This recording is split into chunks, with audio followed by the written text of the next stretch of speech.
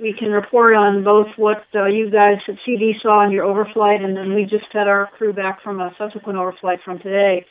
Thank you. I think the most important thing is that there seems to have been a reduction in activity in the very lowest portion of the flow, both in the CD overflight and our own overflight, as well as in the webcam overnight. It looks like the flow front area from the stalled tips to at least upslope as high as near OA Homesteads shows very little to no activity. We were able to see nothing active on this last overflight that just landed.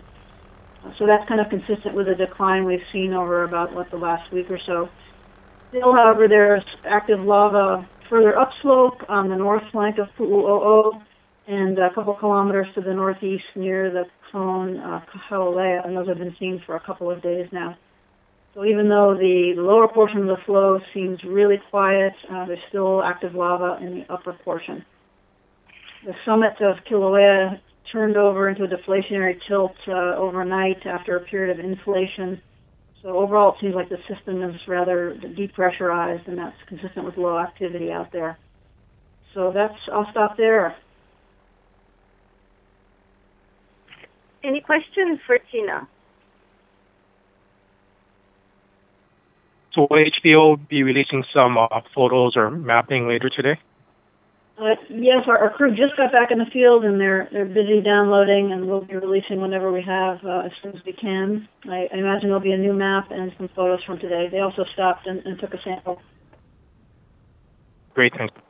The Tribune Herald. I understand there's the flow in the north flank has formed its own tube. What does that mean for the rest of the flow and any impact?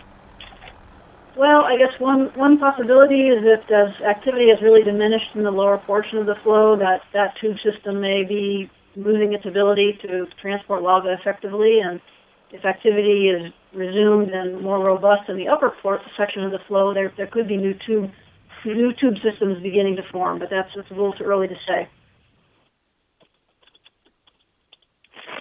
And new tube systems forming, could that mean that the activity will remain focused in the upper portion for a longer period of time? Well, I think so. If there's no fresh lava making it to the lower portion of the flow, it could stay very quiet down there, and activity could just remain most active in the upper part. Denise Waitman here. I have a question regarding the volume. Have you guys been able to do any measurements in terms of overall volume output lately? Volume output from the vent. No. Dr. Jim Koikawa just walked in to join me, and of course he's been following this for longer, much more closely than I have, so I'll let him jump in as he needs to. But Jim, has there been any updates on the flux measurements? No, the way that we were making the eruption rate measurements before required measurements along the profile across the upper tube system. And that February 21st flow completely wiped out that line. We haven't reestablished it yet. What we have been doing in the interim is making cruder estimates from the amount of lava mapped on the surface. And if you've been to our website, you've seen the maps with thermal overlays. Yeah, I've seen those. My question was, earlier on, say last fall, I think the output was about 300,000 cubic meters a day, and it's been averaging more in the ballpark of 95 to 100,000 cubic meters a day, and I was wondering if it was still in that lower range or if it's in a fluctuation. And I was trying to answer your question. So back to the thermal maps. Based on the thermal maps, we can estimate a crude eruption rate. And up until Tuesday, that eruption rate was about the same for the last month and a half.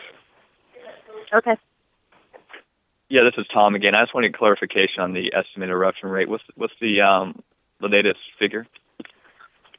I'm sorry, I was unmuting and it overprinted your question. Could you repeat for Jim, please? Yeah, I just want to know the latest figure for the eruption rate. Make sure I got that correct. As I mentioned, the numbers based on the thermal map are cruder than the ones before, so they're not direct. But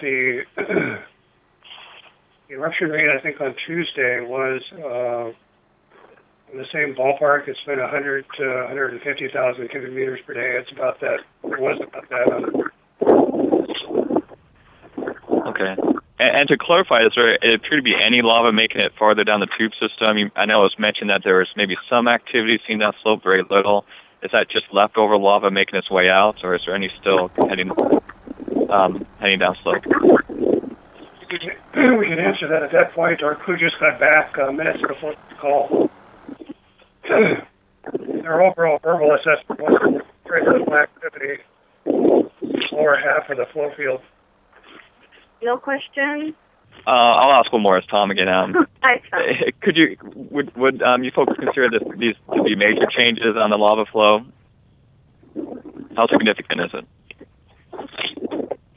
Well, this is Tina. We've been seeing a little bit diminishment of activity in the very lowermost portions of the flow for some time now. So I don't think today represents a huge change.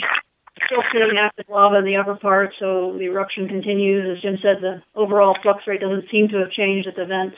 So we're not ready to call this any big significant change. But there may be some reorganization in the plumbing system going on that we'll be watching carefully. Okay, thank you.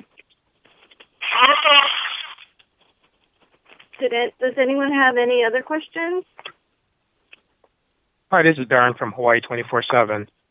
During one of the community meetings, Steve put up one of the, I think it was kind of like one of the thermal, not really thermal images, but it was an image that showed, I guess it was thermal hotspots where the breakouts are, and you folks have been releasing those kind of like satellite photos.